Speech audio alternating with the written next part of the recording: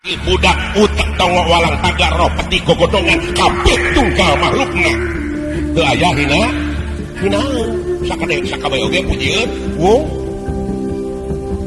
margi naon kejadian Allah sadayana teu aya nu mubadir dan nu sok ngamubadirkeun teh jelem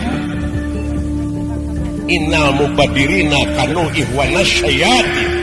tegasna nu geus ngamubadirkeun kana eta perkara teh jelas barayana Asep geuning kejadian Allah reungit pan sok nyocok teh di lain sisi tapi lain sisi deui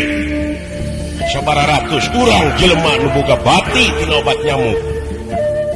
ceuk Allah teh hei reungit eueuh sia karunya ka jelema reungit eueuh